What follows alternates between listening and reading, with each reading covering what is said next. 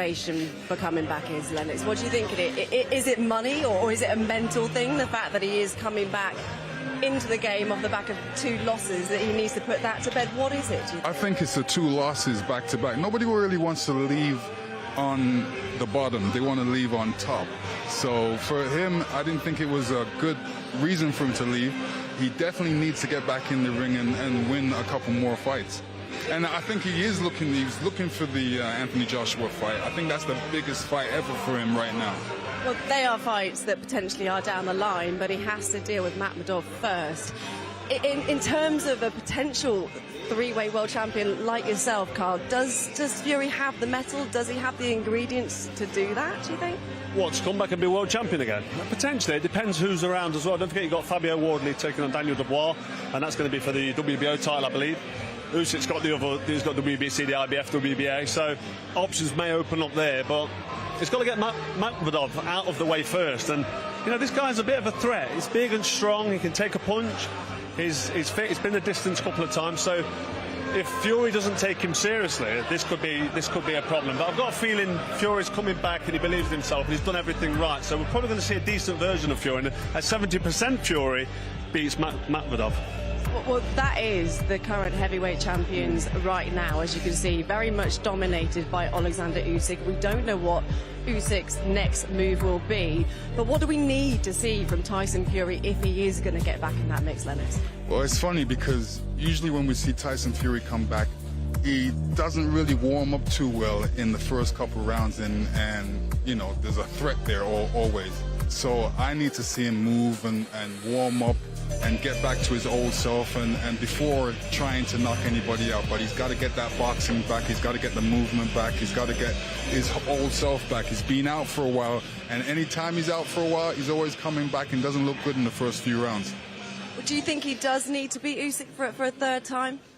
I don't think he needs to, no, but maybe we don't know what's going on in his head. Like I said earlier, why is he coming back? And the Usyk rematch for him is something he could win. When you listen to him, he thinks he won the second one and the first one. He says he got robbed twice, which is ridiculous. Anybody who knows about boxing, anybody who scored the fight, scored it for Usyk to win twice. It was close up until round 9 in the first one, then Usyk took over in round 9, that's what he does. I mean, Fury's a good fighter, he knows what he's doing, he's in there and he's in the fight and he's winning the fight early on. But in the rematch, I had him close, but a close loser. Lennox had him losing by quite wide, so no one was arguing if he won or lost, but in his own head he can win the rematch. I don't think he should be chasing that fight, I think he should be chasing wins. So he comes back against Makhmudov, gets the job done, and then maybe have a look at how the ground's opened up for him. Many did have that second fight as a very competitive fight indeed, Lennox. How did you score both those fights? How did you see it? I thought Usyk won both of them, especially in the second fight. You know, Tyson Fury should have been more attacking, not laying back. As you know, when you're boxing a champion, you got to go after the champion and impress yourself upon him and win the fight. In this second fight, Tyson Fury was more backing off. He should have been pressing the issue a bit more. Yeah, he was definitely on his back foot, looking to maybe steal the fight in the rematch. And like Lennox pointed out, as the champion, you've got a little bit of a comfort zone. It shouldn't be like that. You can sit behind your jab, counterpunch, but Usyk always pulls away. And if he's ever behind towards the end of the fight, Usyk's got this amazing ability to be able to step up, go through the gears, and finish strong. And he did that in both fights. I think there was more to come from Usyk. So if Fury would have done more, and the mental pressure as well. The mental pressure from Usyk, I mean, is one of the most mental, solid people I've seen. He's got big faith in Christianity. He's a godly man, and he believes himself. See him kiss his crucifix between round 9 and 10 when he had a bad round. Then he came out and dominated. So that self-belief and his relationship with his corner man, it's impeccable. But as Lennox just spoke about, the fact that you possibly think that his motivation is to come back, to put those back-to-back losses behind himself and redeem himself. You know what it's like to lose twice, but you redeemed yourself against Kessler, but you didn't get that second rematch, the rematch with Ward. No. How much do you think that of a mental thing for Fury? How much does it play on his head? I'll be honest, I didn't really want the rematch with Ward. That fight's a tough fight for me to win. The first fight was points, so I was happy to put that behind me. Usyk has beat Fury twice. So Fury's had 2 losses. He's had 24 rounds and probably won about 5 or 6 of them 24 rounds. So in his head, because he's a winner, he walks in the room with his chin in the air. Takes after his dad. You saw his dad earlier shouting and screaming. I don't even know why, but he's full of confidence, full of self-belief, and he likes to win.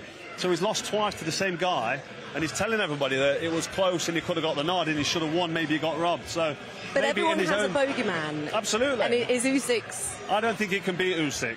I think he should swerve that. See how he looks against Makhmudov, and then let's see what opens up. Dubois, Fabio Wardley, winnable fights for him. Anthony Joshua's the big money fight. You don't need any more money, but you can never have too much. So the AJ fight for me, in terms of selling a stadium and getting people excited, that's the big one. That's probably what he's looking at. Well, let's talk about Makhmudov. How much of a threat is he to Tyson Fury, do you think, Lennox? He's a big threat because he's just the same size of him. It's not like he has to reach up and try and reach him. He's the same size. He's got good power. The only thing, he's one-dimensional. You know, he needs to be a little faster on his feet. And he's got the power to beat Tyson Fury. And this is what he wants. Everybody wants the champion to prove themselves, and they usually look good against the champion because that's what they go out there to do, to try and beat the champion. And he's definitely got the power to beat Tyson Fury, but it depends on what Tyson Fury comes by. Yeah, well, you know, Tyson Fury is, you know, great on his feet. He doesn't get hit too much, and it's hard to hit him. He's elusive in the ring. He moves well. And, you know, he's a good boxer. Even if Tyson Fury is 300 pounds, he still would be a great boxer because he's a natural fighter. What we do know is Makhmudov can get to his opponents early doors. How much does Fury need to be on his game in those early rounds, Carl?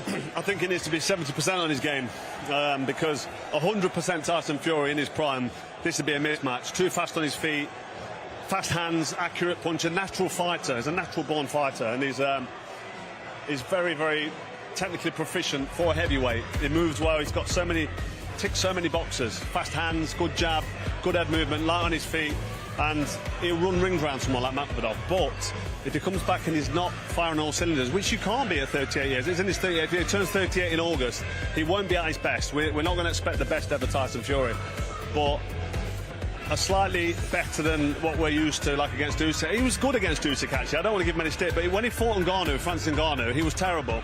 Yeah. And a lot thought he lost that fight. So if he comes back in that shape... But he also said he didn't train properly for well, that there you fight. go. It was an oversight for him. He has spoken about that. Yeah, hopefully he's not in that shape. Hopefully he's took it serious. Absolutely can't afford it. And also, if he is to get to world title contention again, do we need to see perhaps a statement from Tyson Fury on April the 11th, Lennox? What, saying who he wants to fight, or if he's staying in boxing? In terms of performance, if you're going to get back to those upper echelons and fight at world level again, do we need to see a statement from him? Well, definitely need to see a statement from him in the fight and see where he's at. Everybody's going to be watching him, so he better look good. He better get started fast, too. But that's one thing in terms of everyone watching. We know that Tyson Fury absolutely loves the chaos, doesn't he? He loves the crowd. He loves everybody, all eyeballs on him.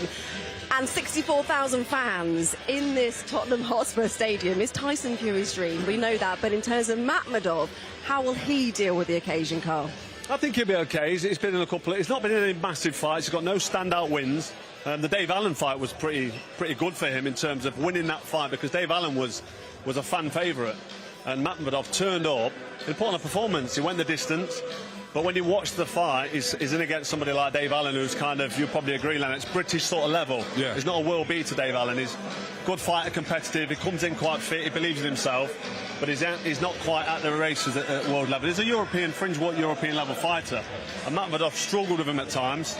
Dave Allen finished quite strong and sort of exposed him a little bit, leaky defence at the end. So, you know, you would expect Tyson Fury to go in there and dominate and look really good, but Makhmudov will come and he'll be on his A game. He'll be at the best. This will be the best we've ever seen of Makhmudov. So if Fury takes his eye off the ball, this could be a trouble for him. Lennox, who's the pressure on more in this fight, do you think?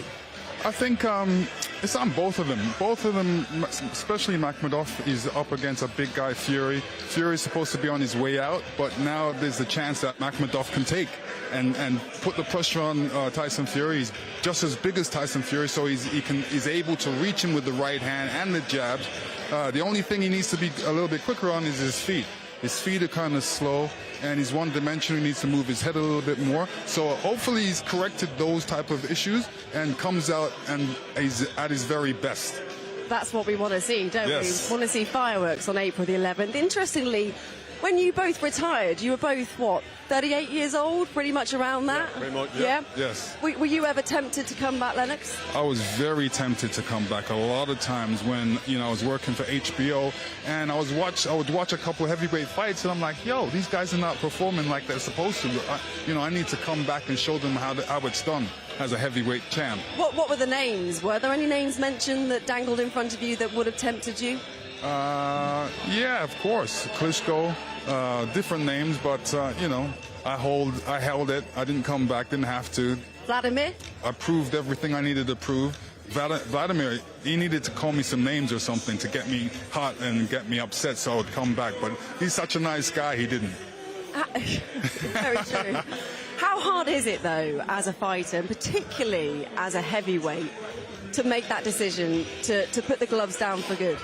Well, it's hard. It's very hard, especially with the kind of money that they were throwing out there. It's like, wow, do I do it? Do I not?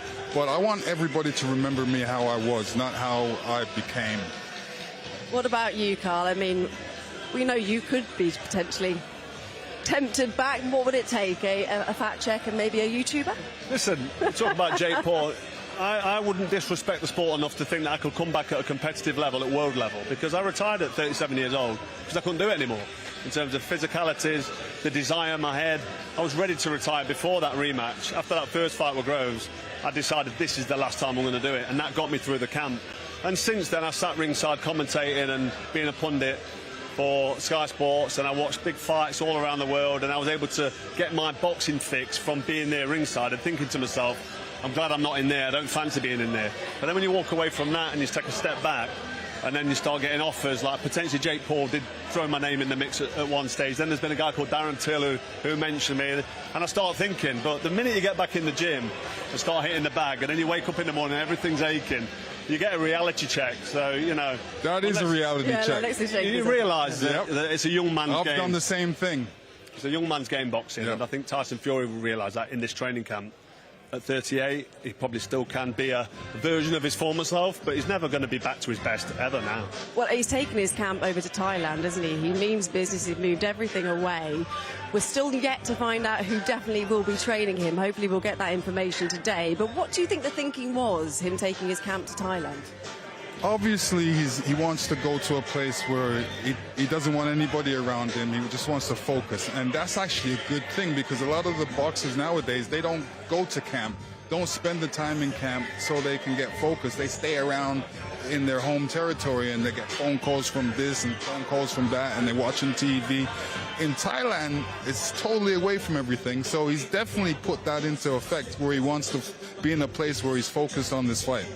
So far from what we've seen of him, he's looking in pretty good shape. We saw some pictures of him at the top of the show there, and he's looking fairly leanish for Tyson Fury at this stage, still 8 weeks out from fight night. Absolutely, I'm quite impressed with the way he looks, because Tyson puts weight on. He's naturally, genetically, he puts weight on. He puts this weight around his belly and around his love handles, and he never ever looks in shape. He never looks ripped, but that is pretty much as good as you're ever going to see Tyson Fury, and to see him in this shape and not with a big belly on him, a big derby, whatever you want to call it, is looking okay. So it shows that he's been in the gym, he's been doing the road work, the running, and he's been watching his diet, which is all positive signs. And he hasn't stopped talking about getting back in the ring, even since he retired. He's always been tipping his toe in and teasing us with it. This is the thing, I think everyone takes it with a pinch of salt, don't they? I think that was his 5th retirement. Yeah. Everyone already assumes he's going to come back. It's a shame, because his credibility gets destroyed a little bit. He retires, and everyone says, yeah, but he's not retired. And then he comes out of retirement, and you kind of think, so what? Like, I'm not really that bothered, I'm not that interested.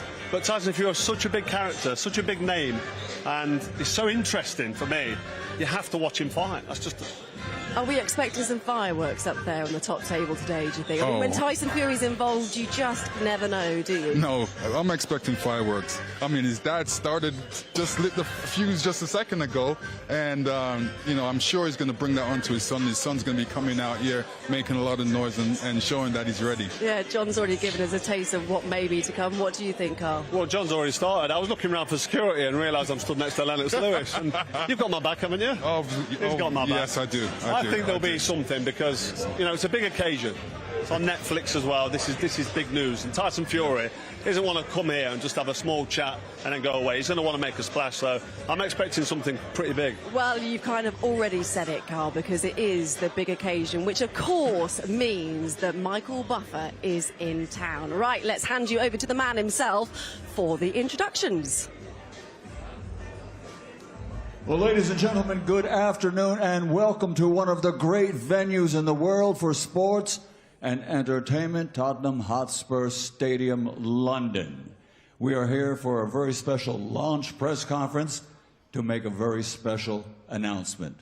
Ladies and gentlemen, on Saturday, April 11th, here at this stadium, one of the most popular and charismatic fighters of many years is about to return to the ring. Ladies and gentlemen, the Gypsy King, Tyson Fury, returns, and he takes on one of the biggest KO punchers in the division today, Arslanbek Makhmudov. So, ladies and gentlemen, it's all a presentation courtesy of The Ring Magazine and Sella. Now, tickets will be available, I understand, starting tomorrow. They'll be available exclusively through Ticketmaster.co.uk. And I want to emphasize, it's not .com, it's Ticketmaster.co.uk. And for all the fans around the world who will be unable to attend, because we expect about 70,000 in attendance here, this contest and a spectacular undercard that is now being worked on will be available on the #1 entertainment streaming outfit in the world, Netflix. If you've got Netflix, you'll be able to see this exciting night of boxing. And if you don't have Netflix, it's a good reason to get it. So, ladies and gentlemen, let me introduce behind me our seated panel for this press conference at this time. Firstly, former welterweight ranked contender who held the WBC silver belt and NABF welterweight championships. He's now the general manager of Eye of the Tiger Management, Monsieur Antonin de Calry from Canada. The CEO of The Ring Magazine, Mr. Rick Reno. Here for Team Fury, Mr. John Fury. And here for Queensbury Promotions, Mr. Frank Warren. And the managing director of Sella, Dr. Rakan Al-Tharthi. So, ladies and gentlemen, let's bring the fighters to the stage and to their seats. Two of these two heavyweight warriors will be part and headlining the Netflix night of professional world-class boxing. Firstly, fighting out of Montreal, Quebec, Canada, he stands 6'5" and 1/2 inches tall. His outstanding record consists of 21 victories, 19 big wins by knockout, and 17 of those 19 KOs come in 3 rounds or less. He has 2 defeats on his record. Ladies and gentlemen, please welcome Arslanbek, the Lion, Le Lion, Makhmudov.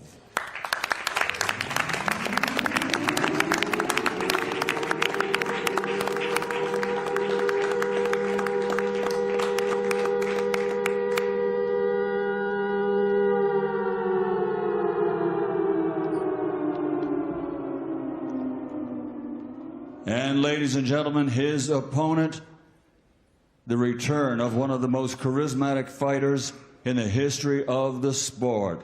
Fighting out of Manchester, Lancashire, England, he stands 6'9". His professional record, 34 victories, 24 big wins by knockout, only 2 defeats with 1 draw.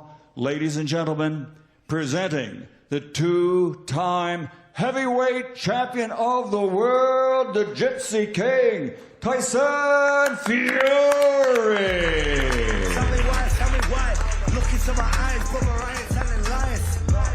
The revolution won't be televised, but the show us on the news when I'm banging lines. Front line like them little kids in Palestine. Fuck the government, or the chat is a bag of lies. I risk my life every other night. I live a gutted life, I put it on my mother's life. Self-defense first. The Gypsy King, Tyson Fury. Throw up your peace signs, these are peace times, and these are real rhymes. It's too late in 28, you can't rewind. Love that suit. Well, ladies and gentlemen, let's turn it over to our moderator and our host for this press conference, Mr. Josh Denzel. Thank you, Michael. As flawless as ever. Good afternoon, ladies and gentlemen, and welcome to everybody in the room and those watching around the world. Can I stop you there, young man, for a minute? I've made my points. I love your son. Spencer, take a seat, please. No, come here. No, it's right, it's right. You're his manager. I love your son. There is always drama when it comes to a Tyson Fury Spencer, press conference. Thank you, Big John. Please welcome long-time manager and close friend of Tyson Fury, Spence. I'll let you get up here. Absolute pleasure. Listen, we are here for the return of the Gypsy King, the former two-time heavyweight champion of the world, unified champion, and one of the defining heavyweights of our era.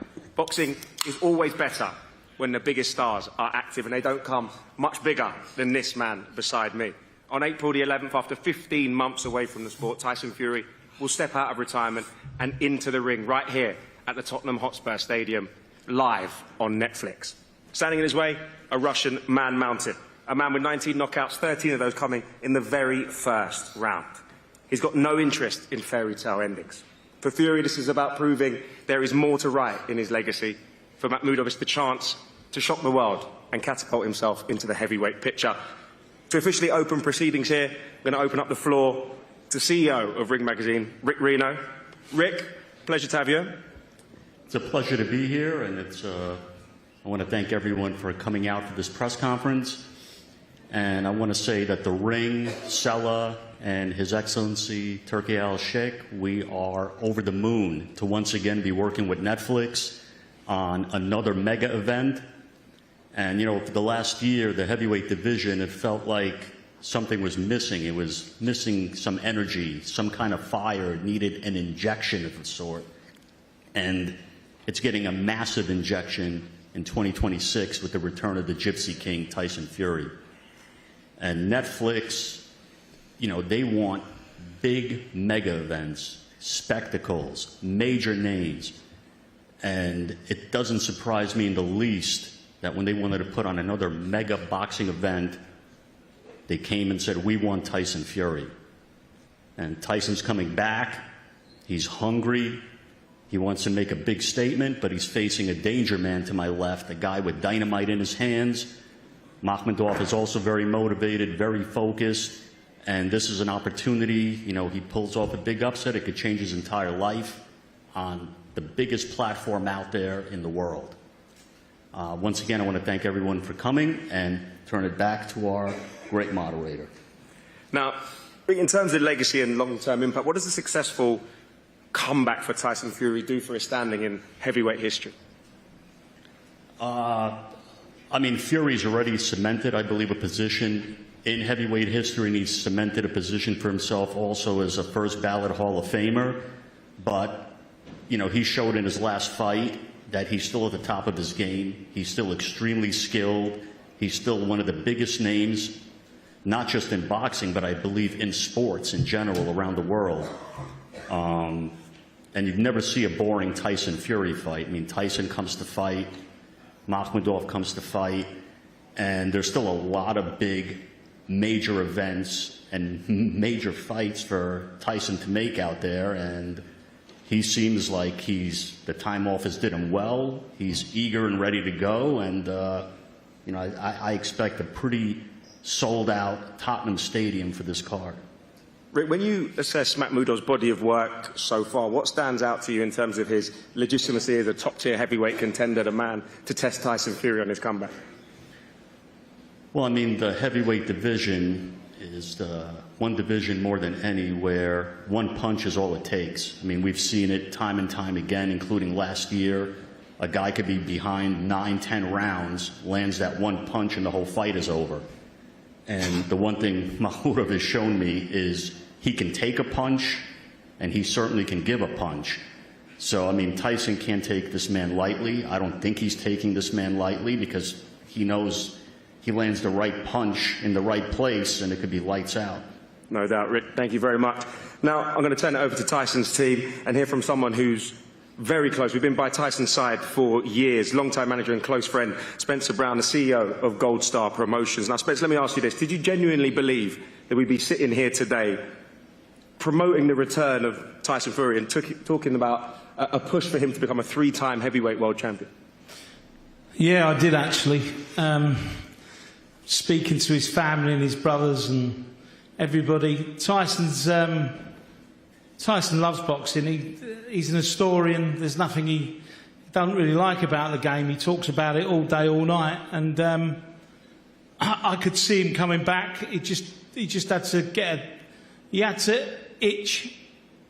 Oh, sorry, he had to scratch his itch because he was walking around for months enjoying himself. He's had a great year. He's told me he's had a fantastic year. He's really enjoyed it. But he wants to get to work, stop Makhmudov, and then we go on from there. This man is a man mountain.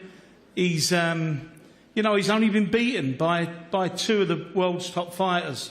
So he's, you know, I was a bit taken back when Tyson said, I'm going to fight him. No problem. There was no issue. There was no, I'll fight him. No talk about it. Get it on. And we're here now with the backing of Dr. Khan at Cellar, Netflix, Frank Warren, Queensbury. You know, this is going to be a massive occasion. And when you look outside here now and you look at it, what a stadium this is. It's state of the art. And I just think that it's going to be an incredible night. You know, we've not finished the undercard yet, but it's going to be a cracking undercard.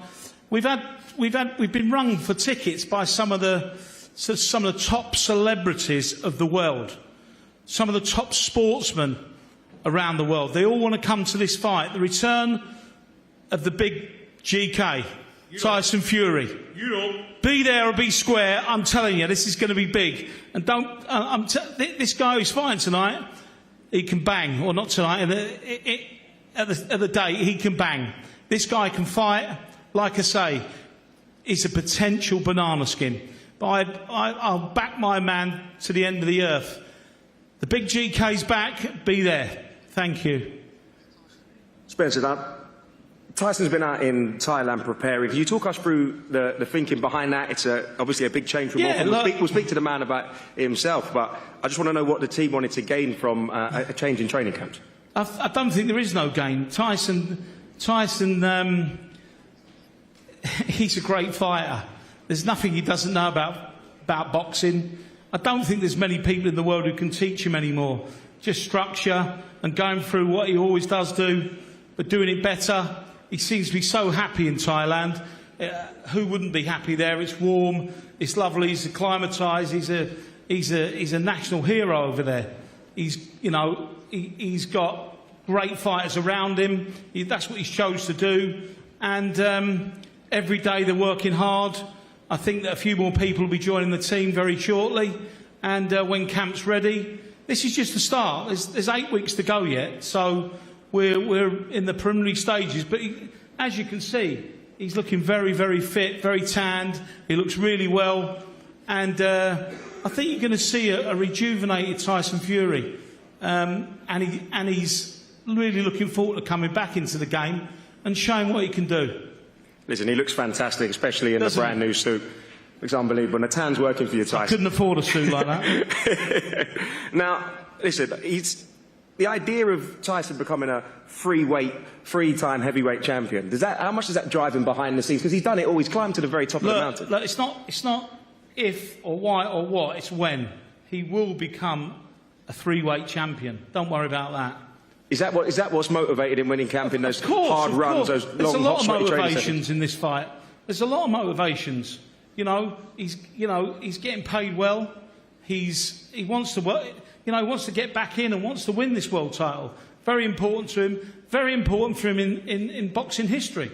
He wants to be known as one of the greats, and he will be, and he is.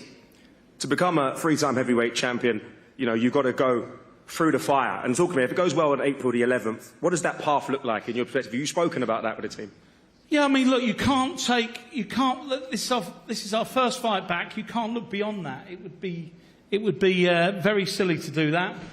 We've got a big giant in front of us, and who can fight.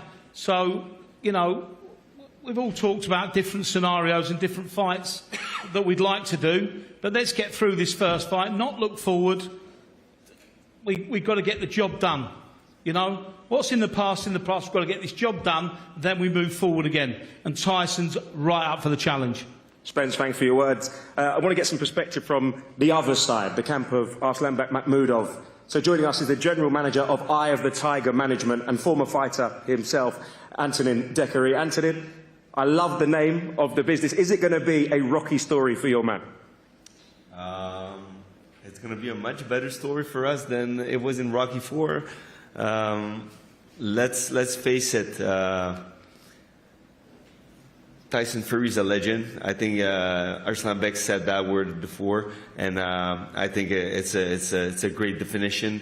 He did so much in the boxing world, but we're here to make a point. We're here to make a statement.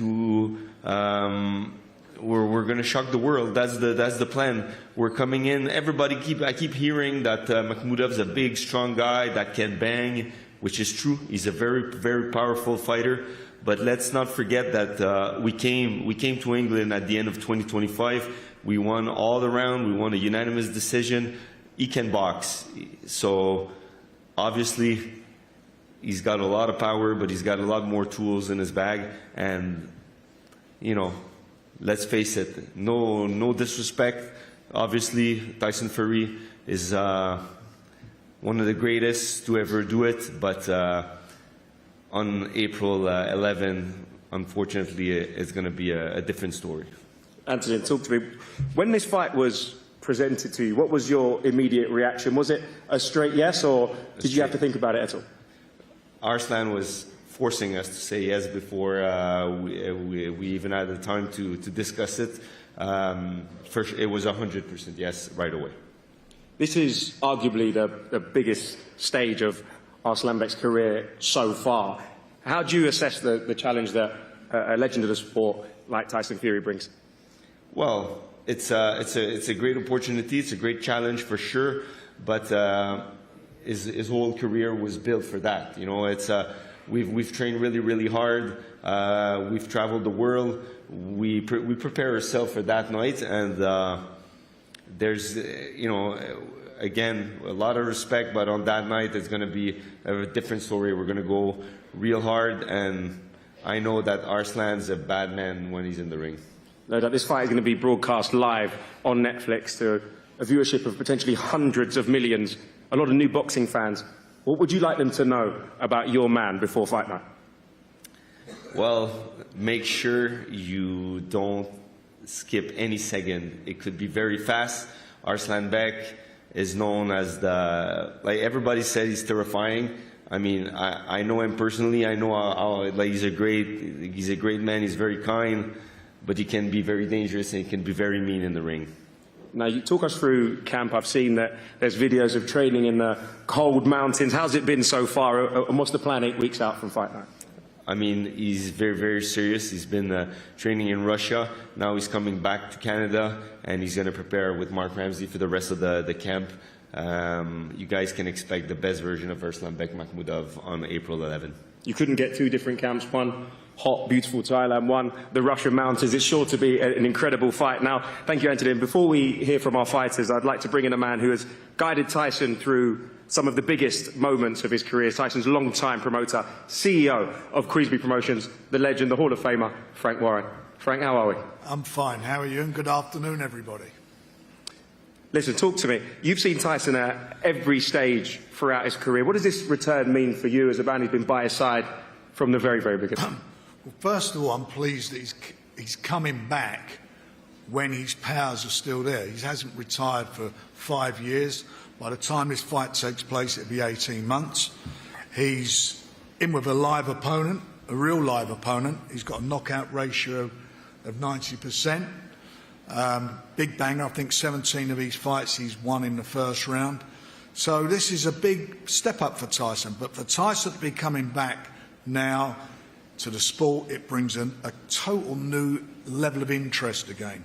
You know, he's not just a boxer. He's one of the biggest personalities in certainly in the UK, probably in the world. In my lifetime, the biggest personality, or in my time in promoting, the biggest personality I've ever been involved with. I mean, where he goes, everybody wants to see him. Where he's, you know, when a fight's on, you know, it brings tremendous attention. And more importantly, the public want to see him. Sells out. He still holds the record for Wembley. He sold it out on his own. On his own at the press conference, nobody there, 400,000 people in the queue to see Tyson Fury in a fight. And the same's going to happen here. You know, he is a phenomenon. And more importantly, he can fight. For me, I think he's the best heavyweight of his generation. And I know people are going to say, what about Usyk? You know, those fights were very, very close fights. But Tyson, I just feel is you know, he's got so much still to give and to prove. And I do believe he will win a third world title and get up there with the greats. Lennox is here today, you know, with the great fighters. And he's a great... Go on, Lennox. Yeah. Yep. You know, he's a fantastic fighter. This is going to be a great occasion, and the heavyweight division, I keep saying, is on fire. Now it's blazing. Yes. It's blazing. This brings a new dynamic to it. You're no stranger to a Tyson Fury retirement. You've dealt with a few. Talk to me about your involvement in bringing him back. How did that process unfold? I never had one conversation with Tyson about fighting. It's his decision. Any conversations we've had, it's been about how's the family, how are you? And that's how it's been. I always felt he would come back because he's a fighting man. And I know he's in the gym. And I've got to be honest, the first time I've seen him in the flesh for a while, he looks in the best condition I've ever seen him in. And I mean that. And I'm talking about as a young man as well. He looks really well. Mentally, he seems, and he is very, very happy. And I think he's got a bit between his teeth. And the thing about that means you've got a dangerous Tyson Fury. A dangerous Tyson Fury. We've got a dangerous Tyson Fury, also a dangerous opponent. It's a high-stakes return. Makhmudov is dangerous. From your perspective, what are the risks in taking a fight like this, 15 months out of the ring, at 37? It's a risk for any of these big guys. It's a risk. You know, one punch can change a fight. And the one thing about Arslanbek is that he can punch, and he's done that on numerous occasions. He's a big puncher. He's a big man. And this, for him, is a massive opportunity. He can change his whole life. He's there. That's why he's taken this fight. He believes in himself. He's there. But we believe in Tyson. And we believe Tyson's on this journey. And it's been an exciting journey. I mean, you think about it. The fights he's had. The 3 fights against Deontay Wilder. You know, all those fights he went in as an underdog for some reason. And the first one, he won it and came from, I mean, that last round was so exciting where he came from. The second one showed what he was all about and went and done a job. And the third one is probably the best live heavyweight fight I've ever sat at ringside and watched. 2 gladiators, 2 warriors. And that's what Tyson is, a warrior. He's got that warrior's heart. And then you look at the 2 fights of Usyk, which were very close fights. Again, 2 warriors, 2 fabulous warriors. And everybody was entertained. He entertained you. That's what fighters, good fighters do. They entertain. And he's an entertaining, exciting, dynamic fighter. Frank, these boys won't talk about next steps. They're focused on this opponent. But you're the man that has to pull the strings behind the scenes, so you can't wriggle out of this one. Talk to me. With Fabio Wardley holding a share of the heavyweight title, he's under the Queensberry banner. How does Tyson Fury's return change that landscape, add to that landscape? And should Tyson triumph on April the 11th, what are the next steps for him becoming a 3-time heavyweight champion? Those 2 are getting it on May the 9th, and it's going to be an exciting fight. There's no doubt about that. I'm not looking ahead because I'm telling you now, everything Tyson does is his decision. You know, we give our bit of advice, but at the end of it, he's a boxing man through and through. If you cut him in half, it would say fighter. And he's a knowledgeable fighter. He knows what he's doing. He knows what he wants. He's on this journey. And we was talking upstairs, and I was listening to some of the interviews. He said he wants to win the title for the 3rd time. That's his mission. And I've got to tell you something, nearly every mission he goes on, he wins. He does it, he accomplishes them.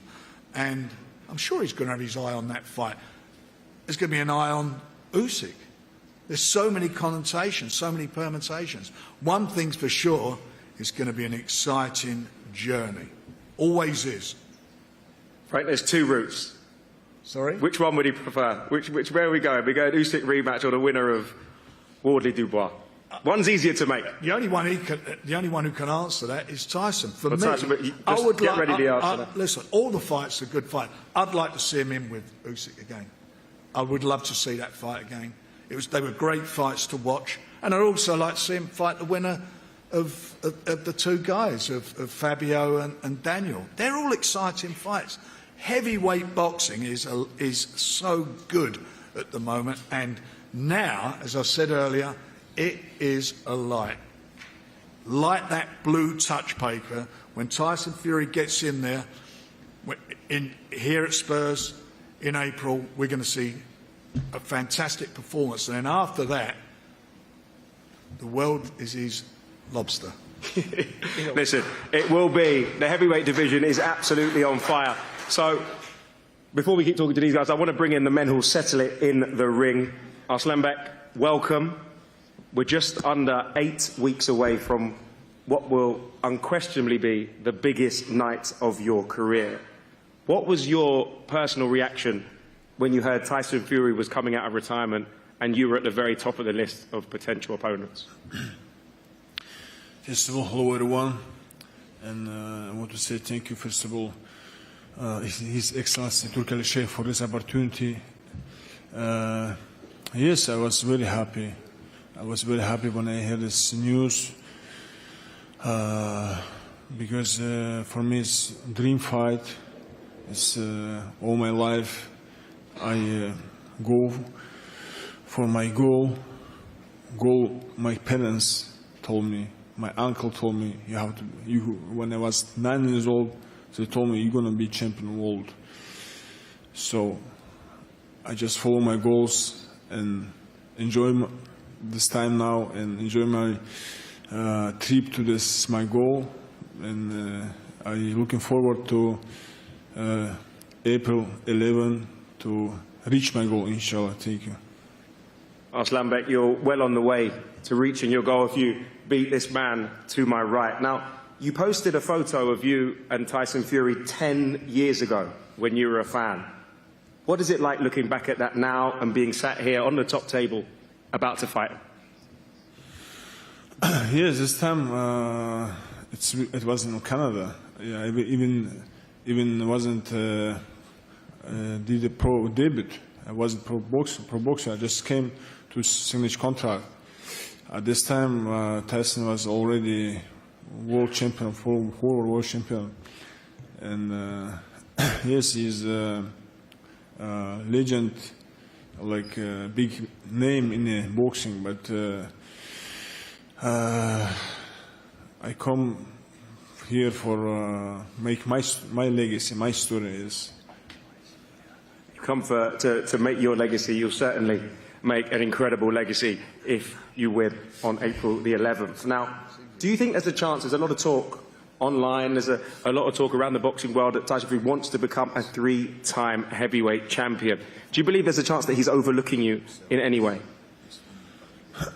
I believe when we took a picture almost 10 years ago, it was like a signal from God for this day going to be happen. One day I'm going to be meet with this guy and beat him.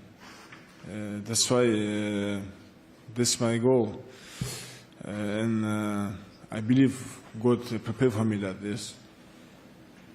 Is this the best possible time for you to get Tyson Fury 15 or so months out of the ring by the time he steps into the ring right here on April the 11th?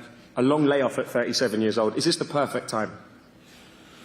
You know, this guy have big experience. I don't think so. It's a lot of change. This a long time. I mean, 1 year in not boxing, but I mean, he's a great boxer. For him it means nothing. But that's why I think it's going to be a good fight. April 11th. You've openly said that your win against another Brit, Dave Allen, filled you with confidence. You had to do it in an extremely hostile environment, something that you'll definitely face here at the Tottenham Hotspur Stadium. Are you ready for that? Yes, of course, because when I was go in Sheffield, 10,000 arena, this arena was against me, 10,000. But I said myself, God with me, doesn't matter who against me. And I was successful. This time same thing, 6,000, 7,000 against me, but God with me. It's all the world can be against me. It's nothing if God with me. In that same fight, you went 12 rounds for the first time in your career. Has that showed you that you can stay disciplined and box and take it over the distance if Tyson makes it awkward for 12 rounds?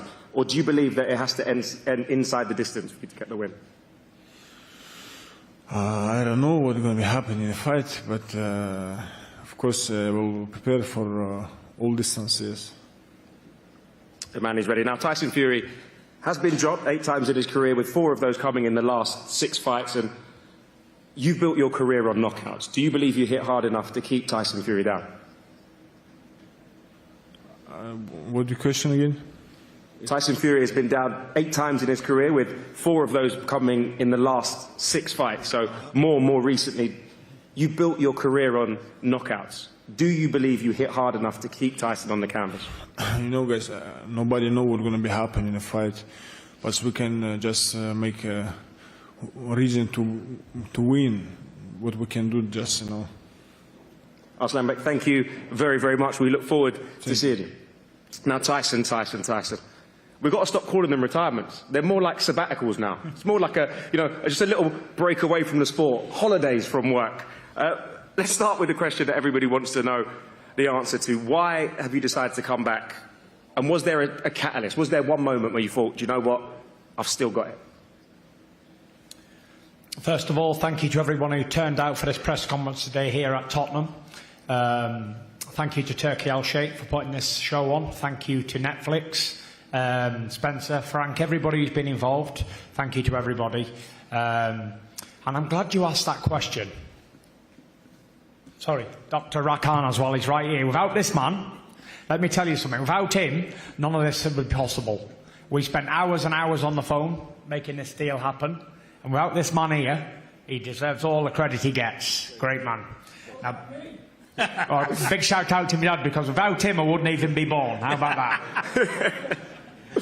Right, back to your question. I think it's a very interesting question as well, because why did I come back to boxing? Very interesting question, and there's only one answer to that. And the truth of the matter is, I came back for one reason only, and that's to make boxing great again. Since I retired for the 5th time over a year ago, boxing for me has gone on a downward slope. It's become quite boring, and boxing is at its maximum potential when Tyson Fury is actively fighting. And I didn't say that. An AI, the cleverest AI on earth, said that, ChatGPT. So believe that. And I'm coming back to make boxing great again. Like Donald Trump wants to make America great again, I want to make boxing great again. And with me, I brought back the biggest streaming platform on earth, Netflix. First fight back, fighting at a 60,000 seat stadium. I bring a circus, I bring an entourage, I bring entertainment, I bring action, I bring cameras, I bring everything to the sport. And it's something that I'm so passionate about and I love. You know, I was enjoying being retired. I made At Home with the Fury Season 2, which is about to air in April. I made a documentary on Netflix about my life, a biopic documentary. I travelled the world with my family, went on a few private jets, a few yachts, nice holidays, food. I was enjoying myself. But it comes to a point where you just want to go back to work. And my work will always be the fight game. No matter how old I am, people say, oh, well, you're 37. Well, let me just hit you with a few facts here. Archie Moore was 48-year-old when he defended his title and went 15 rounds and got up off the canvas 6 times. Roberto Duran was successfully fighting world champions in his 50s. So I think age it is what it is. I feel fresh, I feel good. And if I was on a decline, I'd say it. I'd be the first to say, you know what, I don't think I've got it no more, and I won't box, but I don't feel as if I've lost anything. I feel like I'm in my prime still. I feel fast, I feel good moving, I feel everything's really good. I've been away in Thailand training, as everybody knows. It's been well documented all over my Instagram for the past however long. Rejuvenated. The sunshine makes you happy, makes you smile. And it knocks down your biological age. I think I've knocked down 10 years of my biological age with sunshine and having a shave. For sure, and I'm really looking forward to getting back in the ring. And April the 11th can't come soon enough. I'm in great shape. I've been training since I retired. I never stopped training. It's a part of my hobby. However, I've been really brutalising myself over in Thailand, doing a lot of old school stuff over the last 8 weeks, and I have another 8 weeks to go. So, like Frank pointed out, I'm in good shape right now, and I'll be in even better shape on April the 11th. And, you know, Makhmudov, what do I know about him? I know he's a giant. He's bigger than he says he is. He says he's about 6'4", but I think he's about 6'8". He's a big man.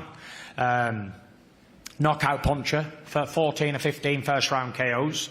And they say, why did you choose someone so dangerous as Arslanbek Makhmudov? Truth of the matter is, if I fight a pudding, I don't get turned on by that. I have to fight somebody dangerous to make me want to even train, make me want to even take it seriously. So now I know I've got a dangerous knockout artist in front of me. I really will focus and get my teeth into the training camp. I'm looking forward to the event. I'm looking forward to coming here, putting on a real show at Tottenham. And most of all, I'm looking forward to punching his face right in, to be fair. It's been a while and I missed it. What better thing can a man do than punch another man's face in and get paid a lot of money to do it? It's like a dream job. You get to punch people's faces in and get paid a shit ton of money to do it. So I've missed that. I missed it. I missed it a lot. And now we've got big Makhmudov over there. I'm going to write him straight off completely. I'm going to make his face look like a butcher's block after about 4 rounds. Because I know he can't get out of the way of my punches. That's a fact. He's dangerous, I understand that. And everyone will be saying, you know what, you've got to really take this guy seriously. But he knows he's in there with a legend of a fighter. And when he gets in there on the night, he's going to realise how much of a legend I am. Because, you know, he fought over in Britain recently, and he fought Dave Allen and went 12 rounds. But Dave's me pal, the White Rhino. But if he thinks it's anything like that, that's like swimming in a garden pond and then trying to swim across the Atlantic Ocean in bad weather. It's totally different. And I'm looking to put on a show. I want an explosive knockout, and I believe I'm going to get that April 11th. I'm going to knock him spark out. So I might as well sit down. That was unbelievable. Vintage Tyson Fury. Like a one-take wonder, wasn't it? You practiced that. Tyson, I've noticed a lot on your Instagram, through your socials. You've spoken a lot about being happy and feeling blessed. Yeah. And a little bit of time away from the sport seems to have healed something there. Do you think that a happy Tyson is the most dangerous version of Tyson Fury? Every day I wake up, I thank God for everything that I have and everything that I am and everything that I become. Sometimes people forget to thank the Creator and thank everything that we have, my family, my career, everything, friends. I've been so truly blessed over the years, and there's been quite a few moments where I've been down and out, wrote off, and I keep coming back, and like we say, this is my 5th comeback in as many years, I suppose. But, you know, when you love something so passionately as I do, it's hard to let go. It's very difficult to let go. And after watching, I just watched my documentary for the full 2 hours backstage in between interviews and stuff. And the career that I've had, the roller coaster of emotions up and down, the fights that I've had over the years, it makes me want to fight even more. Because I know how hard I have worked to get to this point. And to walk away with so much left in the tank wasn't never going to be. I was always going to come back. Even if I didn't believe it myself. When I retired over a year ago, I really believed that I would never return to boxing. But having had a year off and experienced the life and all the things that it has to give, I've learned that I'm so much in love with boxing that it's a part of me, no matter how old I am or will ever be. It'll always be a part of me. Just like Mike Tyson, he can never get it out of his system. He just had a fight at 60 years old, 61 years old. And I think boxing is the biggest addictive drug on earth, because any other drug you can go to rehab and get it out of your system. But the fight game, It never leaves you. It's always with you, now until forever.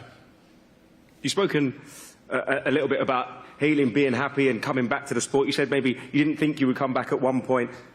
Obviously, those 2 defeats to Usyk, what did you learn from those?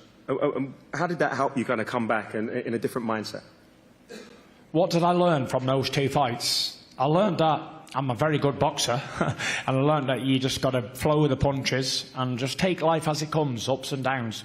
I said it a long, long time ago. It's not how many times you win or lose, or how many times you get knocked down or whatever, but it's about getting up and keep coming forward in a positive manner. No matter what life chucks at you, you must keep continuing to move forward. And, you know, I got that from a Rocky movie. But it's so, so true. There is never a tomorrow. You know, tomorrow's a myth. It's not a real thing. Today is what we have. Not yesterday, not an hour ago, not an hour forward. We have now.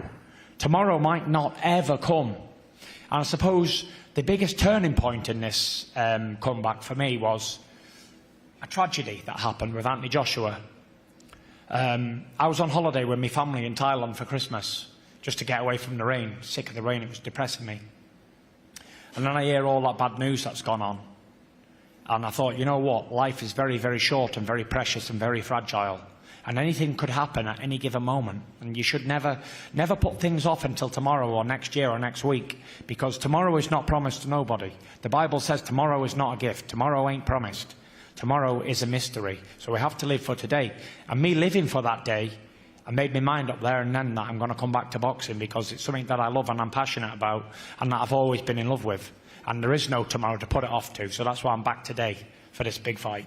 Absolutely, and obviously we pray that Cena and Lats rest in peace. Now, how much pressure do you feel coming back with that mindset to win, but not just win, but win in good fashion? Because if you don't look convincing, the critics will say those big talks about the winner of Dubois, Wardley, redemption against Usyk, they all go out the window. So do you feel that pressure? No, there's no pressure. I've got no oath to be taken. I don't hold any alphabetical title, just me, having fun, something I've always done all my life. I don't feel pressure. I live for this shit. Even when I'm under pressure and I'm cut and I've been down, I still live for this shit. It's what I've always lived for. It's what I'll always continue to live for. And I thrive under pressure.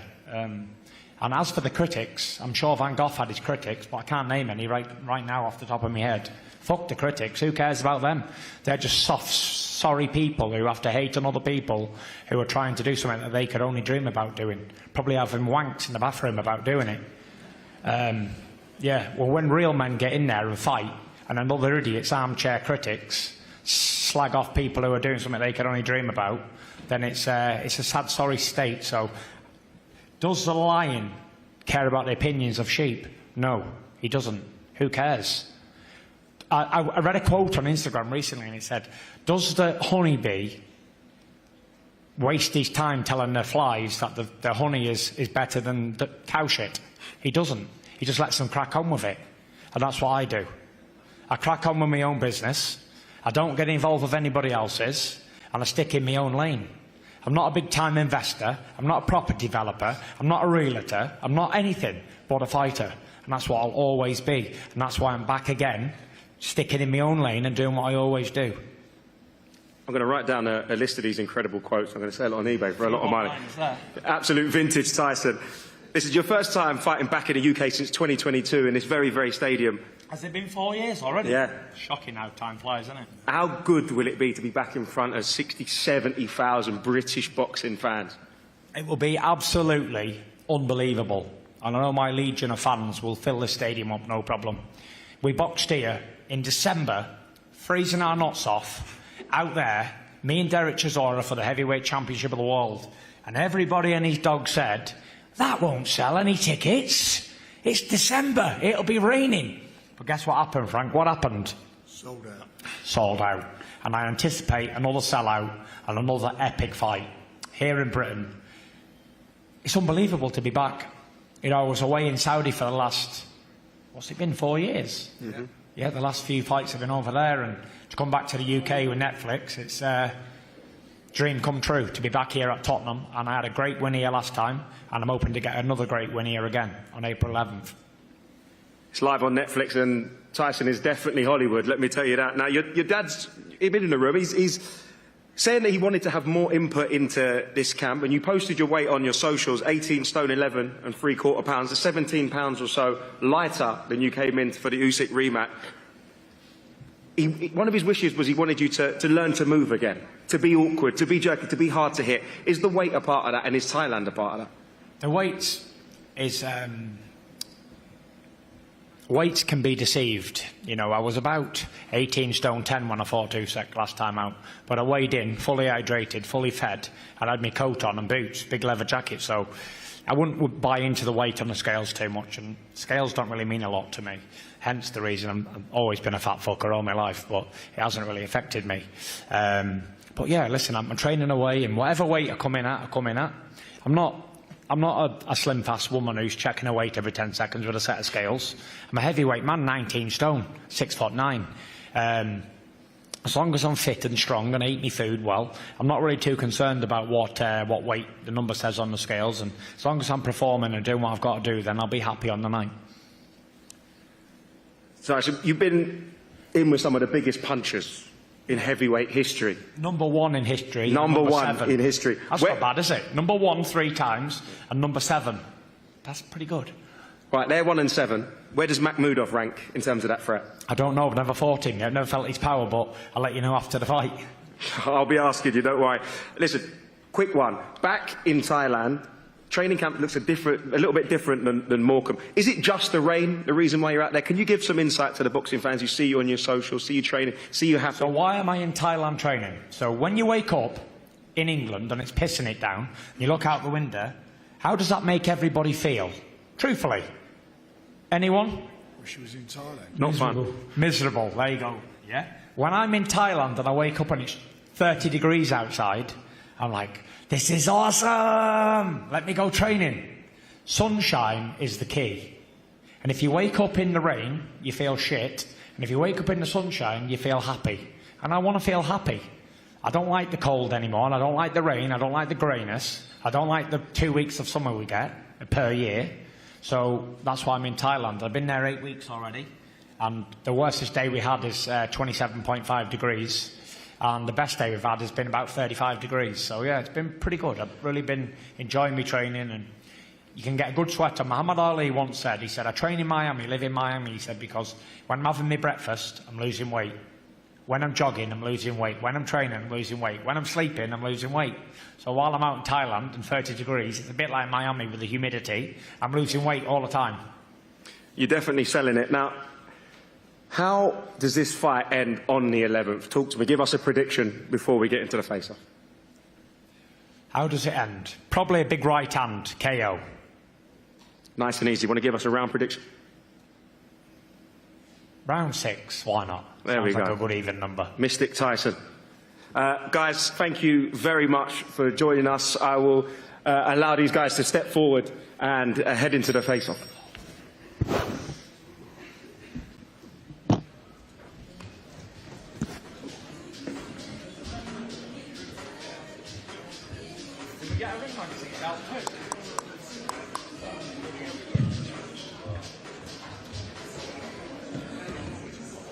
Here they are, ladies and gentlemen, face to face, the Lion versus the Gypsy King. It all goes down. It all goes down on Saturday, April 11th, right here at Tottenham Hotspur Stadium, London. Live on Netflix, the #1 streaming outfit in the world, Netflix, giving their fans another reason to have Netflix and another reason to get it. Tickets go on sale starting tomorrow on Ticketmaster.co.uk. The first 24 to 48 hours, expect a massive sell-off, so get in there right away. Ticketmaster.co.uk for tickets to be here live. Everyone else around the world, you can see it live on Netflix.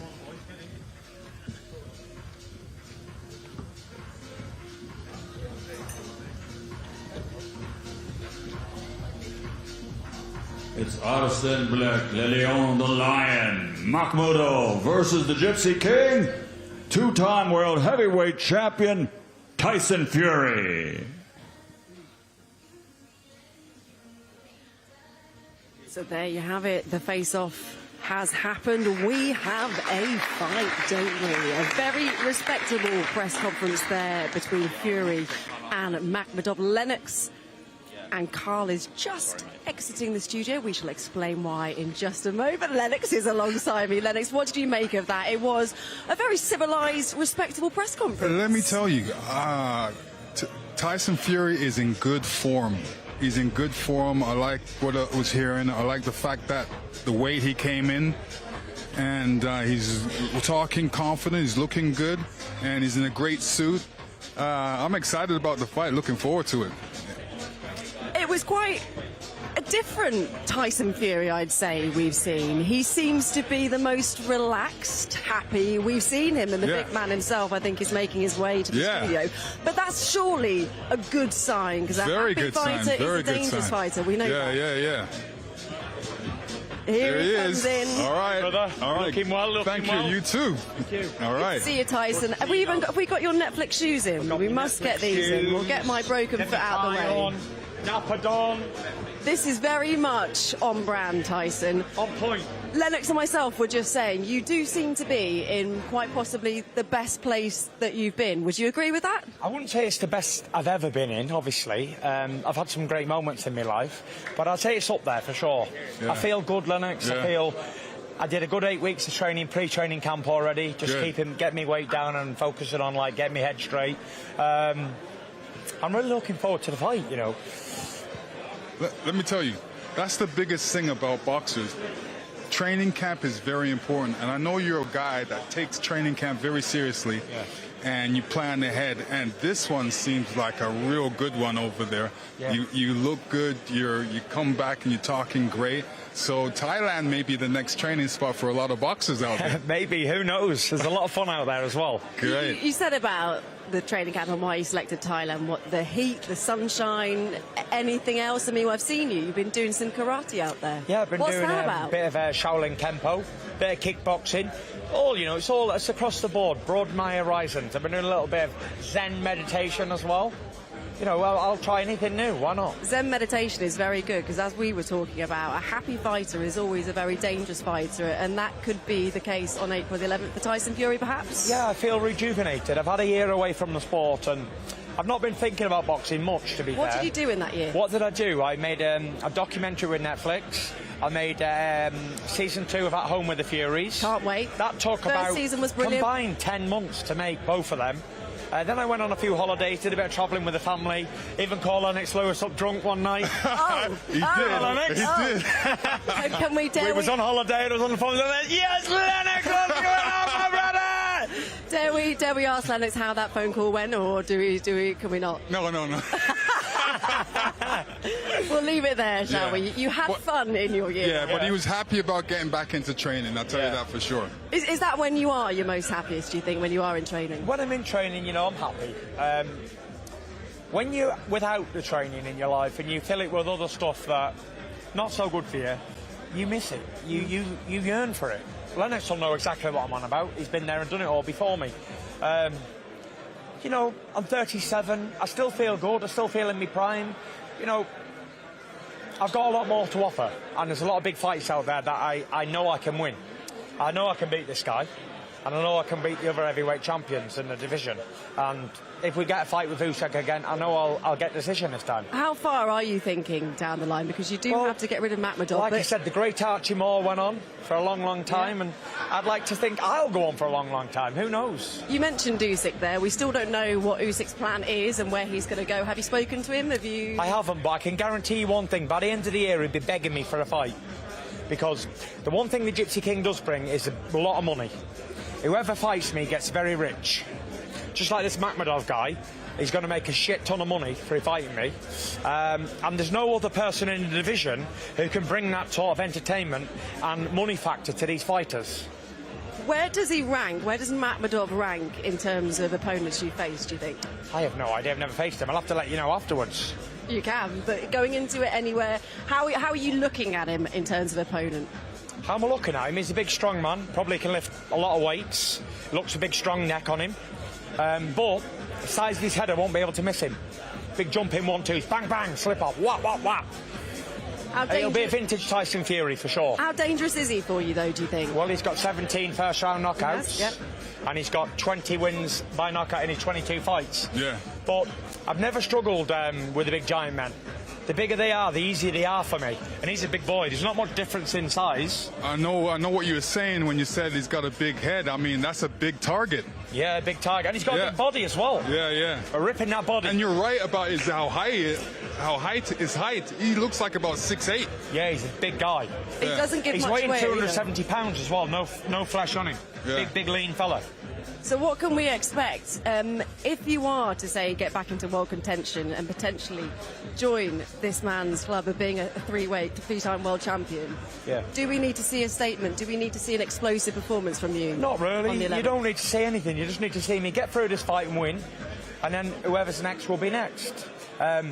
See, the thing is, you got the WBO champion of the world, Fabio Wardley. He's fighting Daniel Dubois next, and these guys are sort of like unknown at the moment. They need to keep building up. And don't forget, I've been in this game 20 years. They've been in the game 20 minutes. So in order to get to the higher levels and be well known, they have to keep fighting and keep getting a name for themselves. So at the minute, it's very easy to make them fights. I made that fight last year. I could make it 10 minutes ago. All them fights are easy to make because they all want to fight the Gypsy King. But the Gypsy King's like, well, I can pick whoever I want to fight. I could pick anybody. I could sell that stadium out fighting Joe Bloggs. Because that's what I bring to the game. Which brings me back to, in the year out, was it always on the cards that you were going to come back then? Definitely not. The way you talk about these other opponents, I could have him, I could have him, I could have him. Whether you're sat at home thinking, I am going to come back, it's not a case No, of... there was never, when I retired last time, there was never a point, I'm going to retire for 2 months and then come back. I was officially retired, like I've done 5 times before that. You know, a lot of great fighters retire a lot. Sugar Ray Leonard retired every 10 minutes, so did Muhammad Ali. Yeah. I'm like that myself, and I mean it. When I say I'm retiring, I did retire. I did have a year away from boxing, didn't even look at it. But now I'm back with a vengeance, and I want a bit more action. I think it was interesting as well on the top table. Oh, Oliver McCall's made a comeback. Oh, yes? You see that? Yeah. How old's Oliver? He's got to be 60 odd, hasn't he? Got to be. Yeah, 60, at least. I was about to say, I think it's interesting on the top table how when you're talking about the Usyk fights, you don't refer to them as losses. You refer to them as 2 fights. I want to know, in that year out, how much did they play on your mind? They didn't. Not at all? Not at all. I can't help somebody else's opinion from ringside. I know in my heart I won them fights, yeah? When you're a man and you fight another man, if you lose, you know you lose. I shake the man's hand, fair play. Listen, he did win. He's got his decisions. He won them, fair play. I kissed him on the head, congratulated him, fair play. But he knows and I know he didn't beat me. So at the end of the day, it is what it is. He gets his decisions, fantastic. He's won the fight. I've got 2 big dirty losses on my record. But guess what? I'm the one who brings Netflix to boxing, and he's the one who's out in the cold. Can't get a fight for any money. and so it just says what, doesn't it? We are very glad to have you on Netflix, Tyson Fury. Yes, we are. In terms of, this is perhaps the closing chapter, though, of your career, maybe? No, definitely not. No, I was going to say, how does it look? Have you thought about that? I've never thought about it because I haven't got that far ahead yet, and we're not promised tomorrow, so I only enjoy the now. And also, we all know we can lose 10 years. Yeah. We just need some sunshine. Apparently, need to grow a beard. 10 years goes like that. A flash. You're right about the sunshine, though. Yeah. Sunshine, I can't grow the beard. Yeah. Or lose the beard. I can't grow the beard because the beard makes me look 48 years old. Well, so I'm just going to keep it nice and short. Keep that going. Come April the 11th then, this place here at Tottenham Hotspur is going to be absolutely packed. 64,000 fans going to be crammed in here for you. Look at that smile on your face. I mean, how much are you relishing that? How much are you looking forward to getting back out there? Can't wait. I'm really looking forward to walking down that tunnel again with all them fans screaming. What's it going to feel like, do you think? Tyson Fury. It's like electric on that stage. And I'd love this man to walk out with me as well. If he's available on the day, I'd love this man to be there. Okay. By my side on the return of the Mac. All right. Let's go, baby! Let's go, baby! You're signed up, Lennox. You got to He jump. signed me up. He signed him up. He has. So what can we expect then come fight night? Like you said, you're going to be very excited. You cannot wait for that feeling to be in the tunnel. All those fans screaming your name. Who's the pressure on more, do you think? Are you feeling the pressure at all? I'm not pressured at all because I can only go in there and do what I got to do. If it's good enough, I get my hand raised. If it's not, I get knocked spark out. So that's the way I look at shit. You know, if it's meant to be, it will be, and if it's not, it's not. Looking forward to the event. It's going to be an electric atmosphere here, and I'm here to put on a show as always. Everything I do, like with boxing, whether I win, lose, get knocked down, get back up after 49 seconds or whatever, it's Hollywood, it's entertaining. It's entertaining. That is one thing, Tyson Fury, that is guaranteed when you are on the scene. It is entertaining, which is why the heavyweight scene, now that you're back in the mix, is a very exciting thing. Well, I've always said, it's always great to watch him fight and win and then sing. Yeah. Oh, yes, of course. I forgot about the singing. Yeah. Get some I'm singing going to have today. to learn a new song for the Tottenham victory. Oh, Yes. what's that going to be, do you think? Well, I don't know yet, What's but I'm gonna going to be added figure to it the out. repertoire? It'll be a surprise for you. Don't worry about it. Oh, can't wait. Before we let you go, just a word as well on the training team in terms of who will be in your corner come fight night. Your dad is going to be around and he's going to be there, but they did say on the top table you might be adding to your team. Can you give us any more insight into that? I'm like Club Alang. I'm going to train alone. Train alone for this one, and that is the plan. I'm going to train alone. Well, he's been through it so many times, he knows what to do. Is that how you feel? I know how to do it. I know how to go 12 rounds. I know how to push myself when I need to. I don't know how to take a rest when I need to. Boxing is not... people try and make it so rocket sciencey, but it's not. As long as you train hard and eat well and get plenty of rest, I think the rest of it, if you're experienced, like I'm an experienced veteran in this game, sometimes you need people to point stuff out to you and just remind you of certain aspects of it all. But what I don't know about my own body now, I'm never going to know. Very, very true. Well, it is great to have you, and we cannot wait Thank to you see very what much. happens on fight night. It's Pleasure. brilliant to have you back, Good luck. Tyson. We'll let you go and do all your media commitments. Thank you. Pleasure. Thank you, my darling. Good to see you. Thank you, guys. What a relaxed Tyson Fury, but the news that I think is quite interesting that has just come out of there, no trainer. He's going solo. Yeah, I don't think about being solo. I don't think he's going to be solo. There will be a trainer. There will You be feel some... like that's just for now? Just right now. I think he's just getting everything together, but there will be a trainer. No boxer's ever stepped in the ring without no trainer. They need somebody to remind them of what to do. So for him, everybody, doesn't matter how good you are, you need somebody to remind you, oh, keep your hands up. Oh, look, he's keeping his hands down. You can throw the right hand or whatever. So when he's saying he's going to go there with nobody, he's probably going to have his dad in the corner. But you know as a fighter how important it is to not only get that team right, but also have someone in your corner that you can trust fully. Yes. Especially at this stage in your career. Tyson Fury's been through it so many times. He knows what he needs. He knows he needs a trainer. He knows he needs somebody in there that when he comes back from the round to tell him, hey, keep your hands up or whatever you're doing. I'll tell you, this guy, he's bigger than Tyson Fury. I also just have to say that we've allowed Carl back in the building because, Carl, you weren't really allowed to be here when Tyson Fury was here. You've upset John Fury, I believe. A long time ago, but, you know, he's all mouth for no action. But one man you haven't upset. Yes, I remember. Is this man. Arslanbek, come stand here. There we go. Toronto 2017. Yes. We made a meeting. Yes. Oh, yeah. Oh, are we having a meeting here? Have you two met before? Let's pop that there. Our friend Arthur Bitterby organized a meeting for us 2017. It's in Canada. Even this time I wasn't pro boxer. Just start. Oh, okay. So see how far you've come? Yes. Terrific. You did a good job. Not bad. Yeah, and all these first round knockouts. Sometimes I win, sometimes like I say, people ask me, what do you do? I say I punch people, but sometimes people punch me, sometimes. So you don't want them to punch you though? What? You don't want people to punch you, you want to punch them? Well, it's boxing. Yeah, it's back and forth. I know. What did you make of that press conference? How did it feel up there? Tyson Fury, we've just spoken to him, we've just seen. He seems a very, very relaxed, confident version of Tyson Fury. Yes, today is very, very positive, very friendly.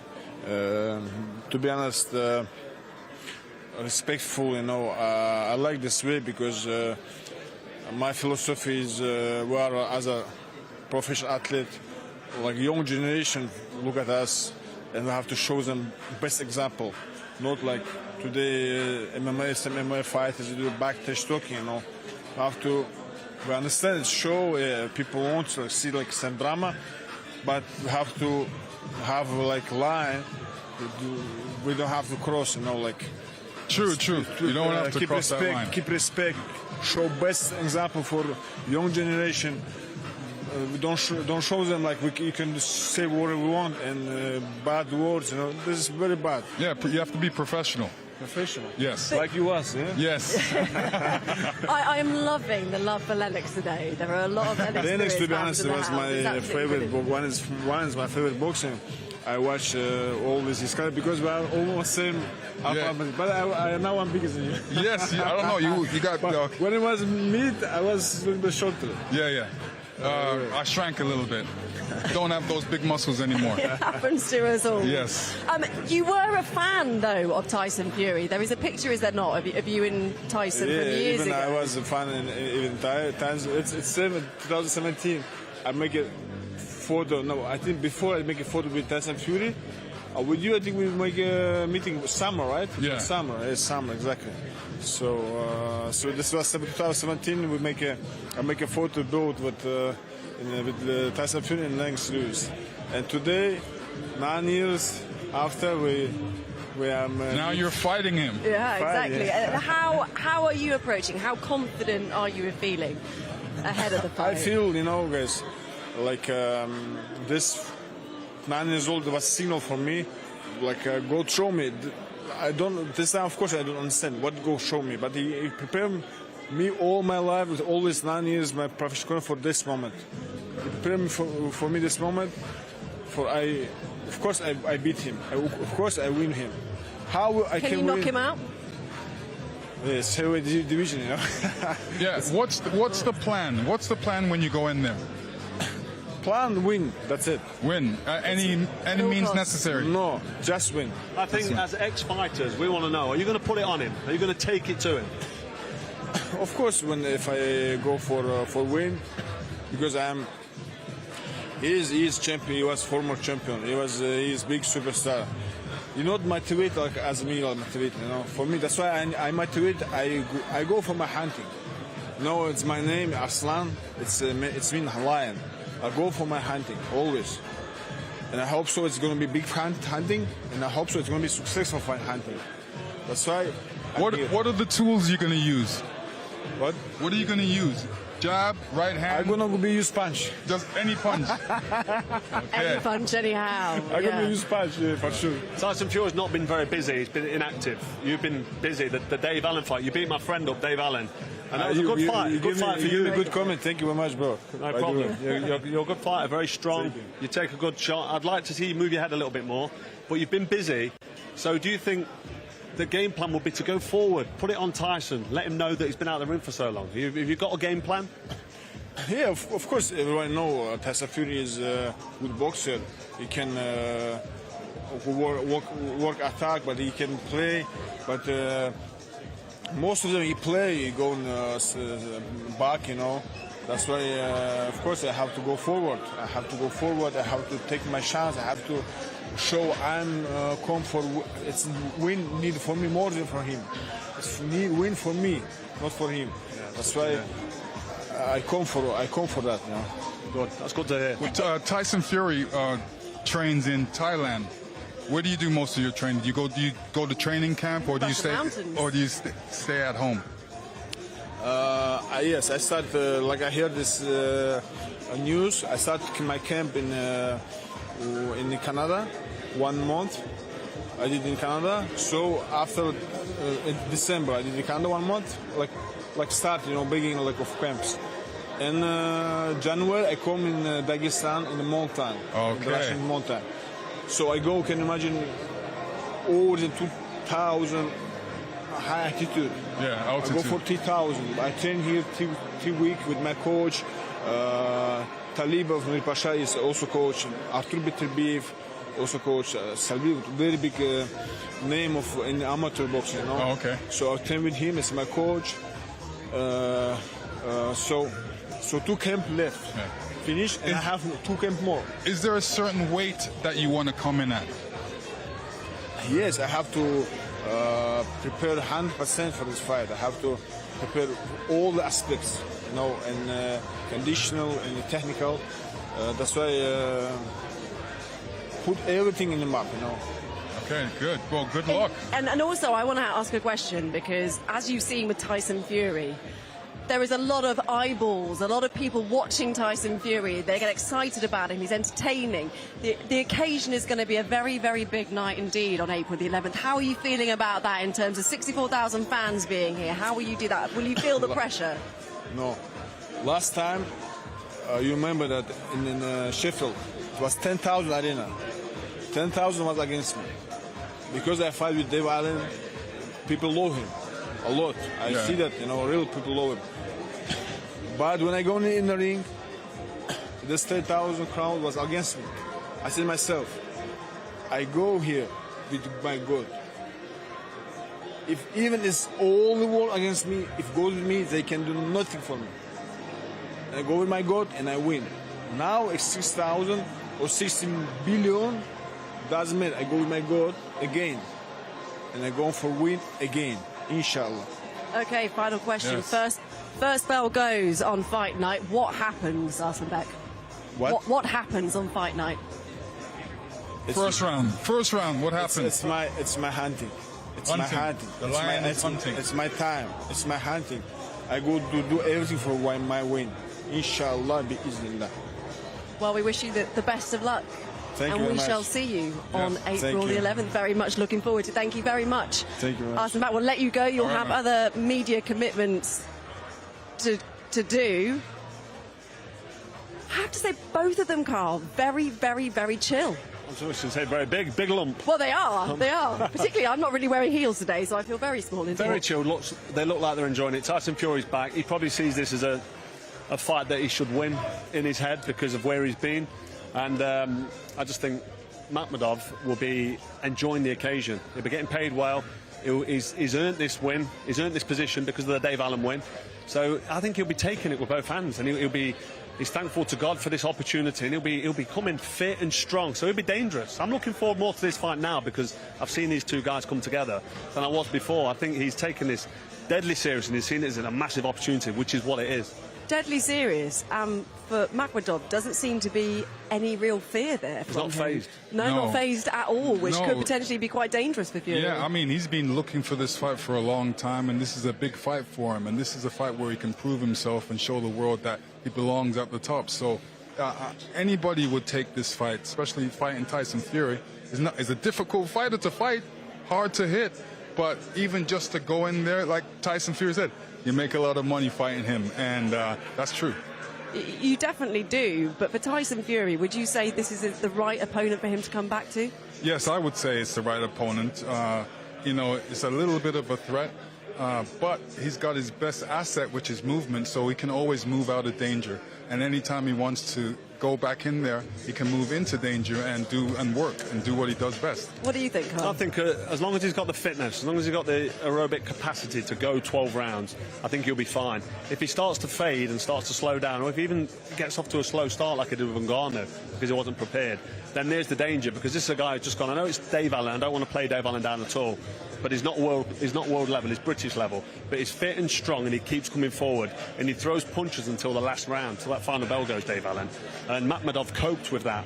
So for 12 rounds, he'll be in front of Tyson Fury, and he'll be a danger. So if Fury's not fit and he's not taken seriously, this could be dangerous for him. From what we've seen so far, though, he does seem to be taking it extremely seriously over in Thailand, and he seems very relaxed, very happy, which, as we've spoken about at length, we know happy fighters are very dangerous fighters. In terms of his training team, he wants to do this solo. He wants to be solo in his corner. John will be there as well. What do you make of that? Do you think he needs someone else in his corner? As a fighter who had one trainer for my whole professional career in Rob McCracken, and I listened to him and I drew from his energy and understood what he was saying between rounds. And if I'm having a bad round, or if I'm dropping my guard, or I'm on my front foot and I need to be on my back foot, I don't know how you do it on your own. I don't understand that mindset. But did you feel the further you went in your career, especially in the latter stages, that you could do it more on your own, or was Rob still as valuable then as he was at the start, do you think? Still as valuable. You learn every fight and you develop every fight, but you come unstuck in different rounds. You get caught with a right hand, or you're moving to your right instead of moving to your left, and your coach that knows you and knows how you fight can pick up on things and see things. And when fighters dip in between different trainers, that's when, for me, they become unstuck. They can learn something new with a new trainer. When you go back to that corner and you've got no belief in that corner man, that can present a problem. I think Tyson's experienced enough to do what Tyson Fury does, but I'd like to see him maybe with Sugar Hill, or maybe with somebody he's a bit familiar with. Where do you think Makhmudov will see Fury's weaknesses, Lennox? Where he would see Makhmudov's weaknesses, yeah. Will Fury see them? Yes, he would. Well, to me, if I'm boxing Makhmudov, I'll be looking and say, he does have a big head. I'm going to be throwing my punches at his head. And I know he doesn't move his head, so if I throw a lot of punches, a high percentage of them are going to hit. I love Makhmudov's game plan. What's going to happen? Punch him. Yeah, exactly. Yeah, it might take a lot of work rate from Fury to force a stoppage, because he's very tough and strong. He only been dropped to the body, and the body shots do hurt. So Fury may target the body.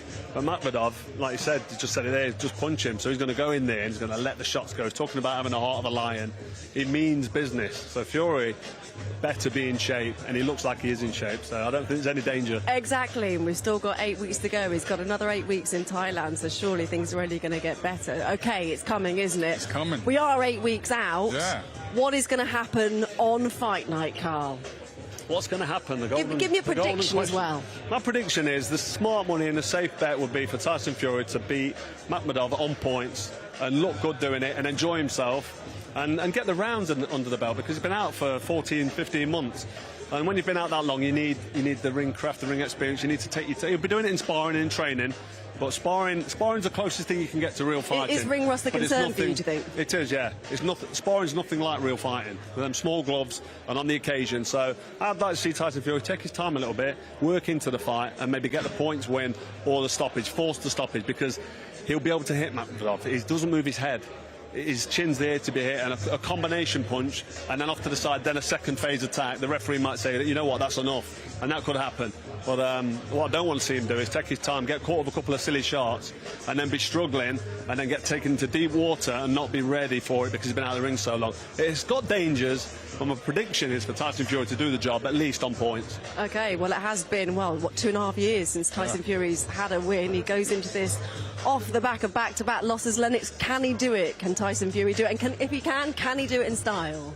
Yeah, he can do it. He can do it. He's done it before. He knows what he needs to do. Like I said, Tyson Fury takes his training very seriously. I remember I was up in the Poconos and he phoned me up and said, well, he talked to me about the air. And I was saying, boy, it's too high in, what's the place in California? The Big Bear? Big Bear, man. Big Bear. Big Bear. Big Bear is really high, and, for certain boxers, if they go up there and they run, it's like they're running and their heart seems like it was going to explode. That means they're too high. They need to come down a little lower. Me, I boxed in the Poconos. That was the best height for me. When I came off the Poconos, I was winning, and I was in great shape. So training is important. That's the first step before the fight. Did we get a prediction from you, Lennox? Did we get one there? It's going to be a close fight. It's going to be a serious fight. I think Tyson... I see what you did there. You tried to avoid it, didn't you, Lennox? I see you. It's going to be a serious fight. I think if Tyson comes how I expect him to come, his jab and his movement is way superior, and he should win the fight. Well, it's going to be entertaining, isn't it? It is a must-watch fight. That is it from us here at the press conference this afternoon. Carl, Lennox, thank you for your company, and to you at home for watching as well. Well, on an afternoon where Tyson Fury has very much re-entered the building, hasn't he? And we cannot wait to see what happens on Fight Night on April the 11th, live on Netflix. We'll see you there. See you then.